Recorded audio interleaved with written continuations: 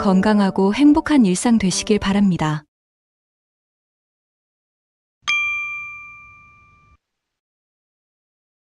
나이가 들수록 건강이라는 단어에 관심과 집착을 가지게 되는 게 사람의 본성이고 마음입니다. 그래서 오늘은 건강이라는 주제로 도서관에서 책을 찾아보던 중 우연히 제목이 눈에 들어와 호기심에 가져오게 된 건강검진은 거짓말이라는 책을 소개해 드릴까 합니다. 아니, 무슨 건강검진도 비밀이 있나? 이렇게 의아해 하실 수도 있겠습니다. 책을 읽기 전 제 생각도 그랬습니다. 아마 영상을 끝까지 시청하시면 공감되는 부분이 많으실 거라 생각됩니다. 보다 쉽고 많은 정보를 드려야 하는데 여러 여건상 책의 일부밖에는 전달해드리지 못하고 삶을 바꾸는 지혜의 견해가 들어간 정보이니만큼 오롯이 저자의 뜻을 이해하시려면 해당 도서를 읽어보시는 것을 추천드립니다. 60세 이상 되시거나 부모님을 모시는 분들이라면 더욱 관심 있게 봐주시고 영상 뒷부분까지 중요한 내용이 많으니 끝까지 시청하시어 건강한 삶을 만드는데 도움이 되셨으면 합니다. 국가에서 실시하는 건강검진은 이제 필수 요소가 되었다. 기업의 건강검진도 해마다 늘고 있어 건강검진을 받으면서 그 결과에 일희일비하는 사람도 많아졌다. 건강검진 결과를 보는 방법을 소개하는 책자도 많이 나와 있다. 하지만 어느 책이든 콜레스테롤 수치는 종래의 220까지를 기준치로 잡고 있다. 그래서 221을 넘는 순간 대단히 위험한 것처럼 설명되어 있다. 이래서는 건강검진을 받은 사람은 죄다 불안에 휩싸이게 된다. 콜레스테롤뿐만이 아니다. 다른 검사 항목에서도 비슷한 사례가 많다. 원래 건강검진은 건강하게 오래 살기 위해 받는 것인데 건강검진을 받고 나서 오히려 불안이 증가하고 그 때문에 수명까지 짧아지는 사람이 적잖이 목격된다. 사실 건강검진을 받은 사람이 그렇지 않은 사람보다 수명이 짧다는 조금 이해하기 힘든 논문이 있다. 왜일까? 그것은 건강검진을 받음으로써 오히려 불안이 증가하고 스트레스가 높아지기 때문일 것이다. 그리고 콜레스테롤의 예에서 보듯이 기준치를 살짝 벗어났을 뿐인데 고지혈증이라는 병명을 붙여 원래는 먹지 않아도 되는 약을 먹었기 때문인지도 모른다. 또한 처음부터 받지 않아도 되는 수술인데 암이라는 말을 듣고 수술을 받았기 때문인지도 모른다.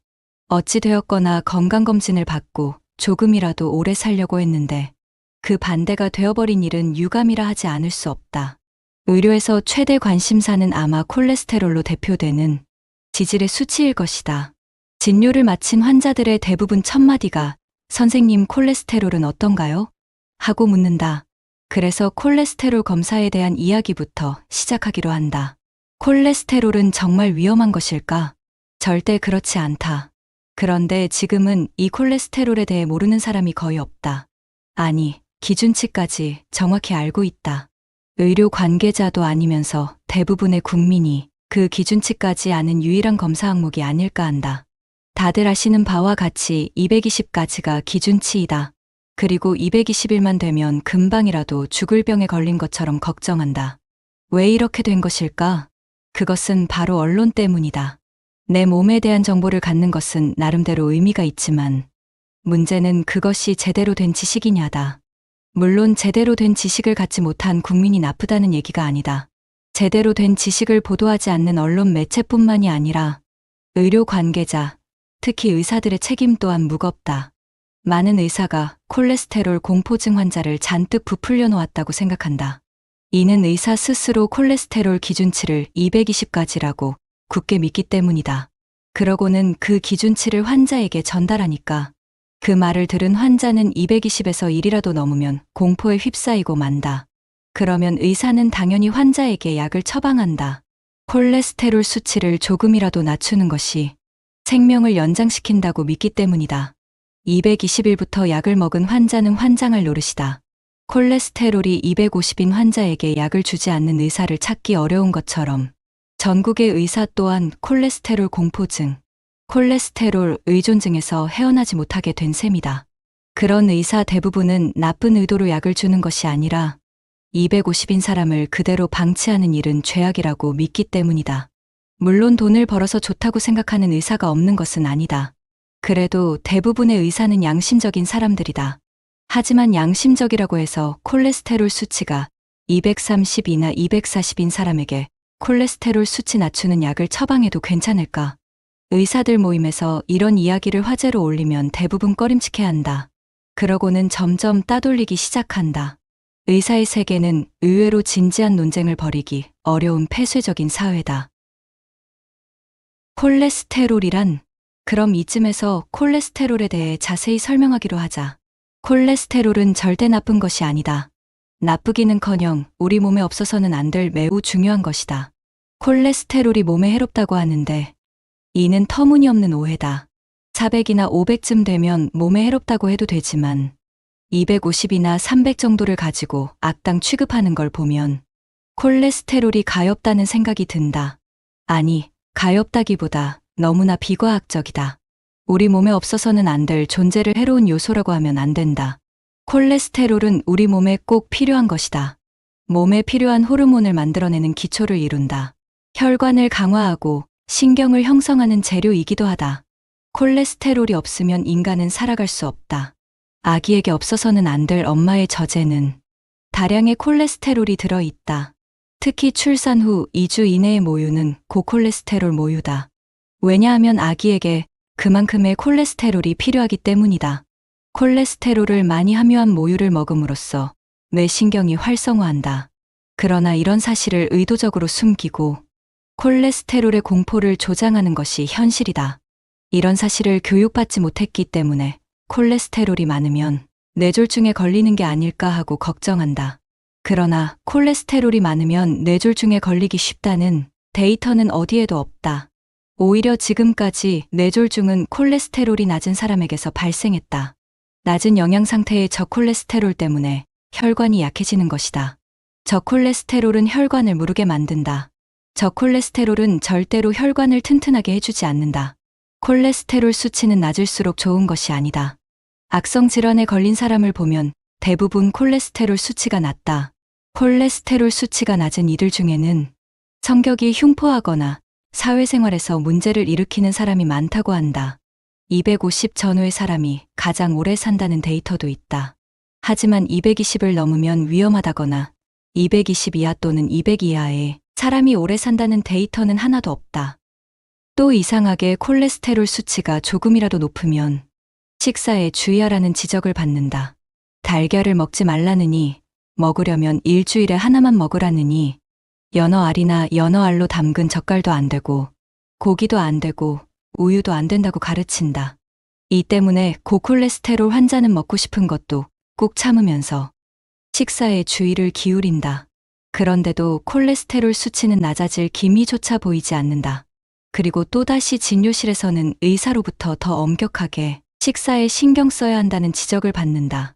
이렇게 해서 결국 콜레스테롤 노이로제에 걸린다. 식사에 신경을 쓰면 콜레스테롤 수치가 낮아질까? 달걀을 먹지 않으면 콜레스테롤 수치가 내려갈까? 그렇지 않다는 사실을 최근 연구는 분명히 보여준다. 언론에서도 이런 기사가 조금씩 실리기 시작한다. 그 사실을 모르는 것은 공부하지 않은 의사뿐이다. 낡은 지식으로 무장한 의사에게 지시받은 환자는 어찌할 도리가 없다. 먹고 싶은 음식도 못 먹으면서 열심히 식사를 조절한다. 그러나 다시 한번 말하지만 식사를 조절한다고 해서 콜레스테롤 수치를 바꿀 수는 없다. 마찬가지로 열심히 운동해도 콜레스테롤 수치에 변화를 줄 수는 없다. 흔히들 의사는 식사 조절과 함께 운동을 권한다. 그래서 운동을 하면 콜레스테롤 수치가 낮아질까?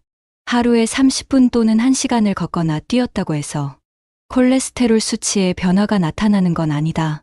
그런데도 의사는 식사에 주의하면서 운동하기를 권한다. 식사나 운동이 콜레스테롤 수치와 깊은 관련이 있다고 믿기 때문이다.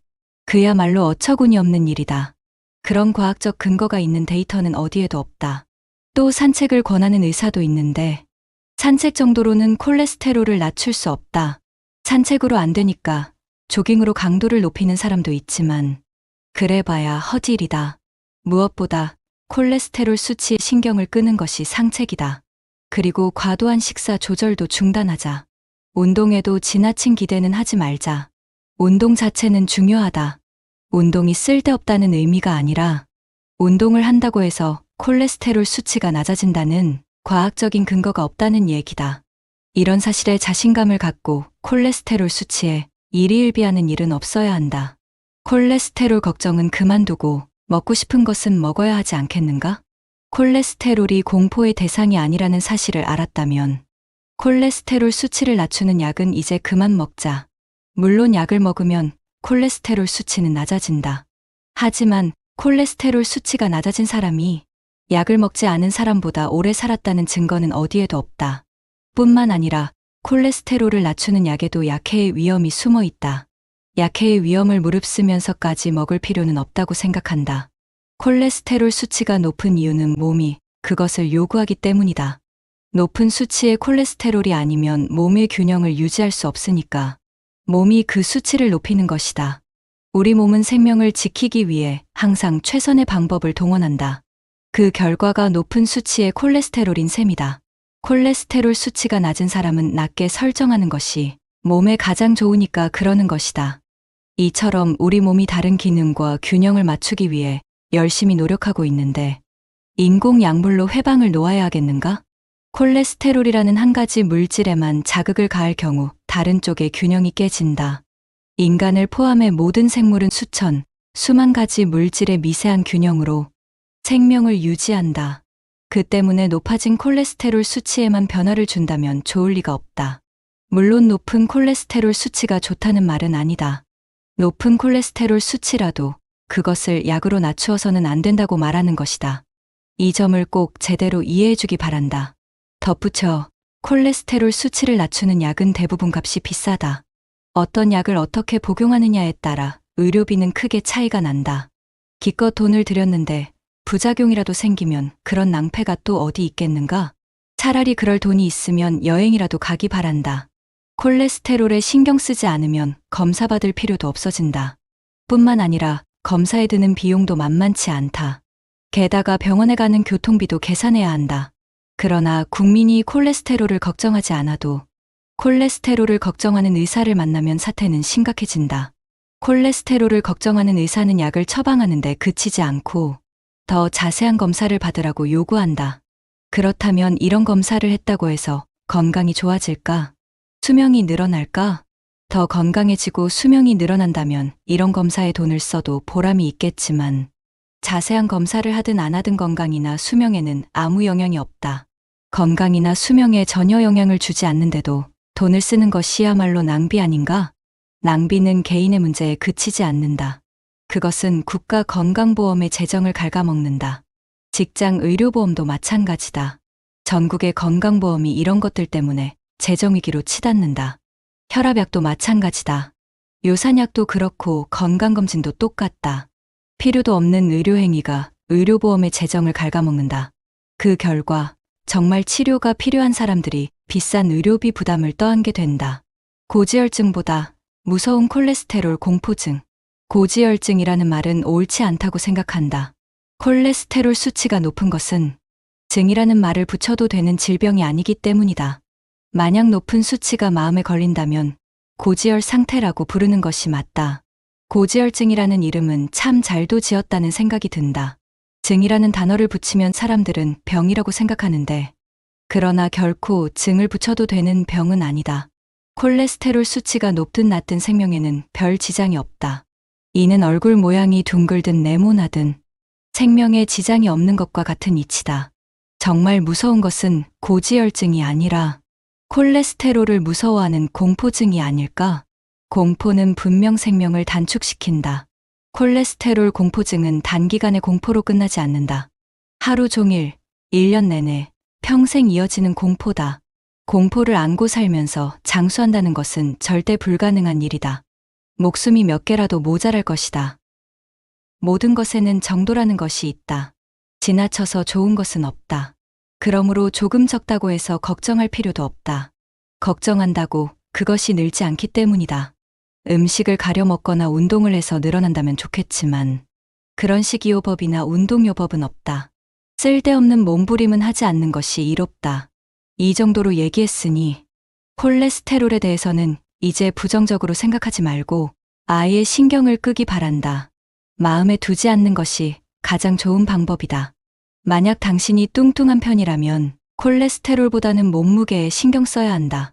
만약 당신이 운동 부족이라면 운동에 좀 더 신경 쓰기 바란다. 육식을 주로 한다면 채소 섭취에도 관심을 가져보자. 수면 부족이라면 잠을 좀 더 많이 자자. 무슨 일이든 부정적으로 생각하는 기질이라면 좋은 쪽으로 생각하는 습관을 가져보자. 그렇게 할 때 콜레스테롤은 확실히 개선될 것이다.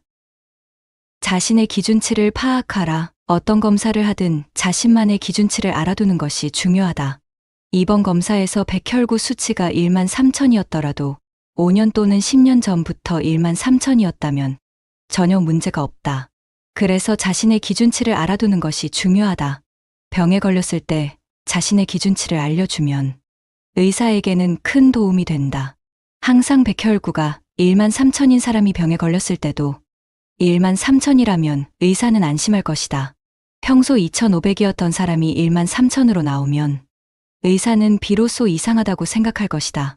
적침도 사람에 따라 큰 차이가 있는 검사이므로 자신만의 기준치를 정확히 알아두자. 기준치란 어디까지나 대다수 사람들의 기준 수치일 뿐 자신의 기준 수치는 아니다. 컴퓨터는 대다수의 사람을 상대하는 것이지 당신만을 상대로 판단하는 게 아니다. 수치는 과거의 경력으로 판단하자. 다음으로 검사 수치에 대해서는 검사 당시 한 번의 결과만으로 판단하지 말자. 1년 전 그리고 또 그 전년식으로 해를 거슬러 올라가 판단하자. 그러면 보이지 않던 것이 보인다. 예를 들어 기준치 이내로 이상치 마크는 붙어있지 않지만 혈색소 수치가 조금씩 떨어지고 있다면 몸 어딘가에 출혈 증상이 숨어 있을지도 모른다. 또는 혈액이 만들어지지 않거나 고장났을지도 모른다. GPT 수치가 조금씩 상승한다면 지방간에 주의하라는 신호인지도 모른다.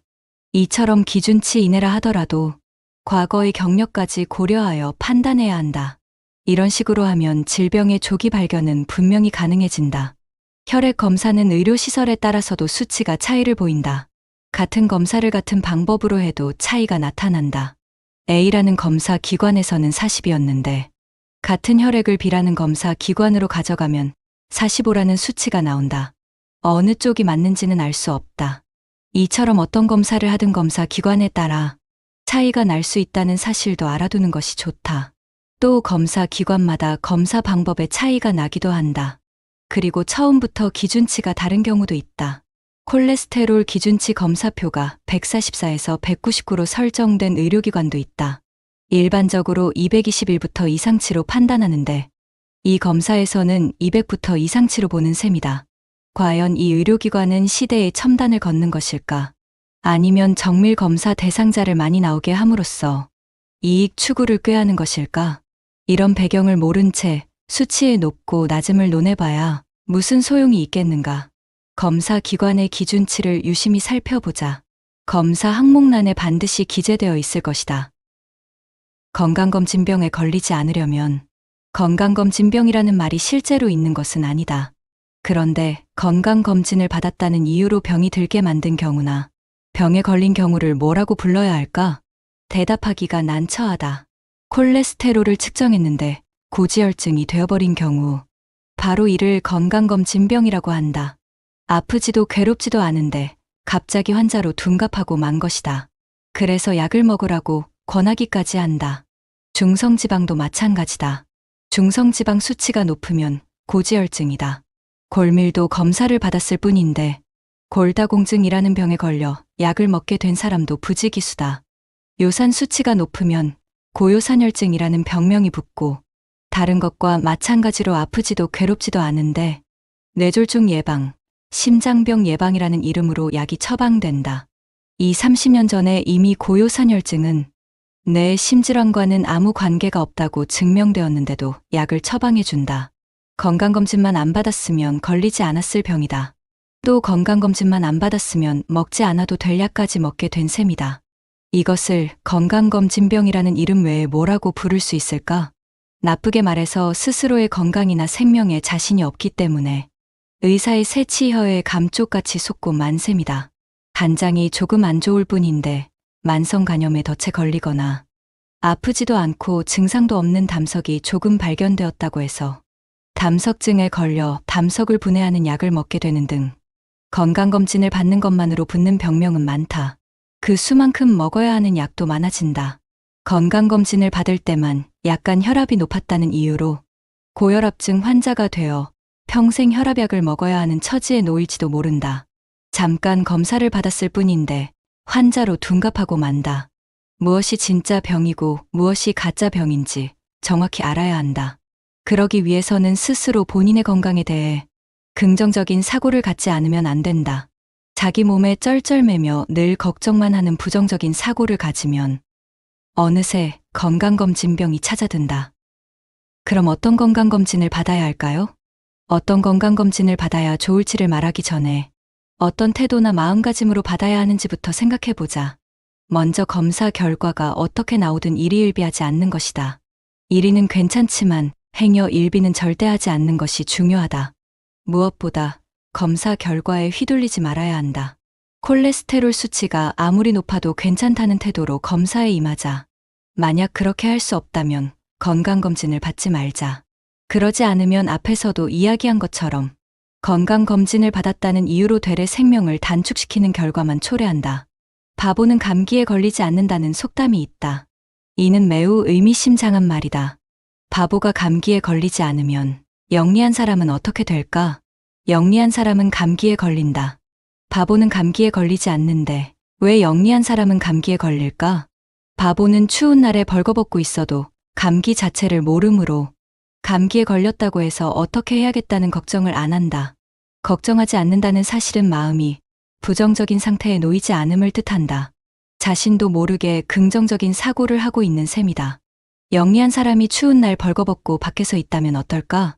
감기 들겠다. 감기 들면 어떻게 하지? 폐렴에 걸리면 어떻게 하지? 이처럼 감기에 대해 극도로 걱정한다. 걱정은 부정적인 생각이다. 부정적인 생각이 면역력을 떨어뜨린다는 사실은 과학적으로 증명된 일이다. 그래서 부정적인 생각을 하는 영리한 사람은 감기에 걸린다는 말이다. 그리고 긍정적인 생각을 하는 사람은 감기에 걸리지 않는다는 것이 바보는 감기 걸리지 않는다로 이어진다. 웃으면 복이 온다는 말도 같은 이치다. 웃음은 긍정적인 사고의 극치다. 웃으면 복이 온다를 바꿔 말하면 긍정적인 생각은 복을 부르고 긍정적인 생각은 병을 물리친다가 될 것이다. 건강검진을 받으면서 불안에 떠는 것은 부정적인 생각이다. 부정적인 생각을 하면 감기에 걸리고 병에 걸린다는 뜻이다. 병에 걸리지 않으려고 건강검진을 받았는데 부정적인 생각을 했기 때문에 되레 병을 불러들이고 만 셈이다. 병을 불러들이는 건강검진이라면 차라리 받지 않는 것이 낫지 않겠는가? 그럼 건강검진은 정말로 필요한 것일까?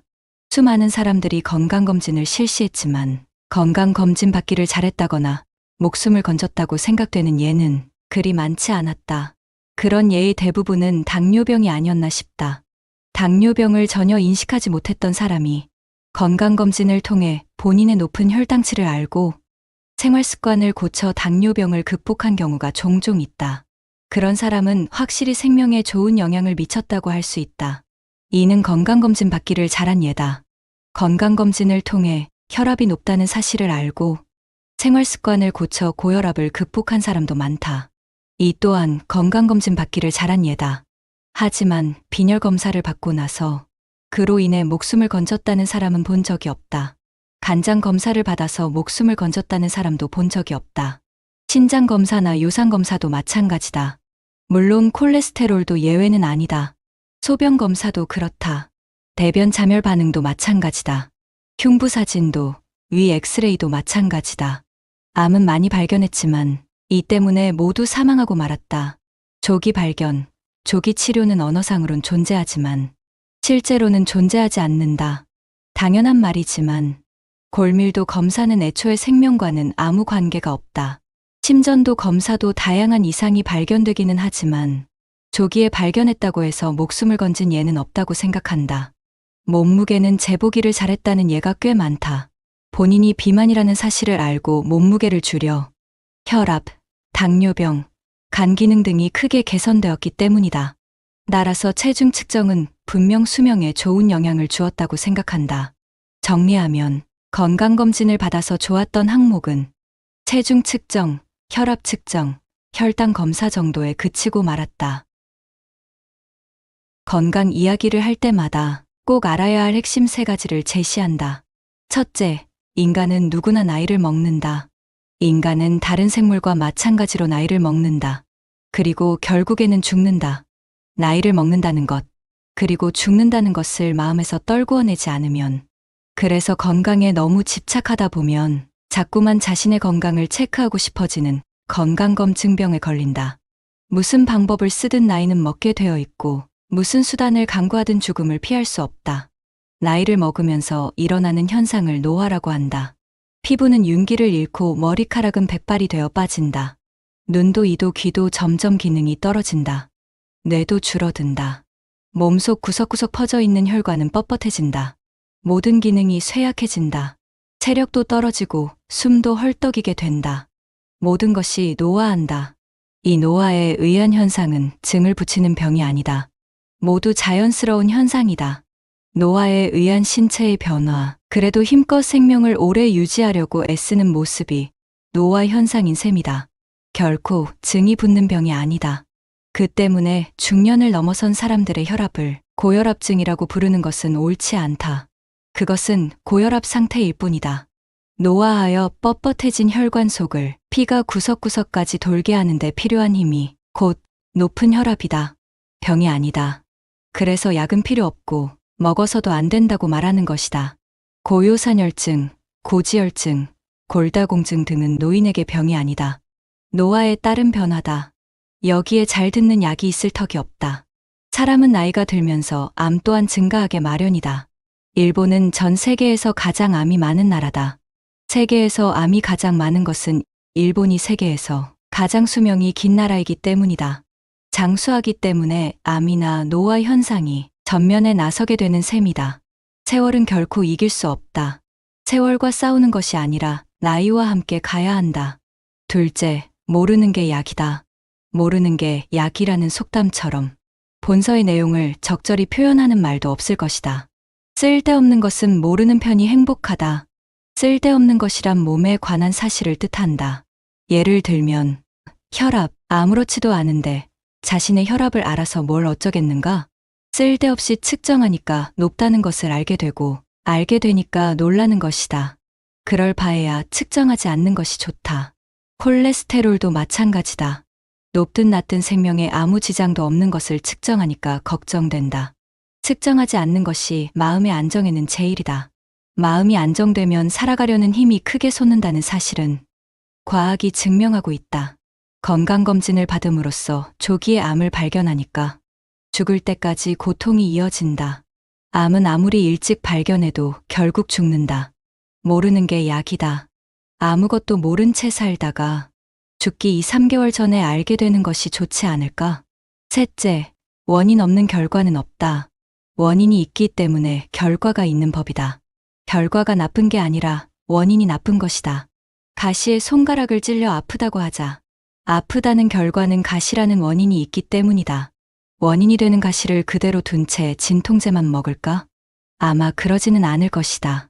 아픈 것은 가시에 찔렸기 때문이라는 걸 알기 때문이다. 그래서 누구든 아픔의 원인인 가시를 뽑는다. 이런 사실을 잘 알면서도 혈압에 관해서는 원인과 결과를 뒤바꿔 놓는다. 올라간 혈압을 약으로 내리고 올라간 원인, 즉 가시는 그대로 두는 것이다. 아프다면 가시를 뽑자. 혈압이 높으면 혈압을 올린 원인부터 치료하자. 이렇게 간단한 사실을 대학의 교수들도 의사들도 모른다는 것이 이상할 뿐이다. 그들은 혈압은 낮추는 것이 좋다고 신앙처럼 굳게 믿고 있다. 콜레스테롤이든 요산이든 기타 모든 것에서 원인과 결과를 생각해 주기 바란다. 결과가 나쁜 것이 아니라 원인이 나쁜 것이다. 그런데도 결과만 나쁜 것으로 취급하여 두들기는 것이 현대의학의 모습이다. 아니 땐 굴뚝에 연기 나랴 장황해지기만 할 뿐이니 이쯤에서 접기로 한다. 건강하고 장수하기 위해 받은 건강검진 때문에 불안만 쌓인다면 무엇을 위한 건강검진인지 알 수 없게 된다. 건강검진은 현재 자신의 건강 정도를 알아 미래를 향해 적극적으로 몸과 마음을 긍정적으로 살기 위해 활용했으면 싶다. 건강이란 육체와 정신이 모두 건전한 상태를 뜻한다. 즉 마음의 건강을 나타낸다. 이처럼 건강이란 육체와 정신이 일치되어 건전한 상태를 나타낸다. 건강검진은 육체의 상태만을 진단하는데 그 건강검진 때문에 불안과 공포로 마음이 병든다면 아무 소용이 없다. 건강검진 결과로 나온 항목의 수치가 높든 낮든 생명에는 거의 상관이 없다. 좀 더 자신감을 가지기를 바란다. 살아있는 동안은 살아가게 되어 있다. 생명이 걱정된다면 몸에 좋은 것을 적극적으로 받아들이자. 불안이나 공포, 걱정 같은 부정적인 사고는 생명을 단축시킨다. 이 책에서는 건강검진에 대해 설명했는데 그보다는 적극적인 사고, 긍정적인 사고를 배웠으면 한다. 지금은 옛날과는 비교도 할 수 없을 만큼 방대한 의료 정보가 넘쳐나고 있다. 그런 기사에 현혹되지 말고 현명하게 이용하자. 일일이 부정적인 생각으로 반응하면 목숨이 몇 개라도 모자랄 것이다. 긴 영상 끝까지 시청해 주셔서 감사합니다. 구독, 좋아요는 영상 제작에 큰 힘이 됩니다. 여러분들 앞에 항상 행복하고 건강한 나날이 지속되길 바랍니다.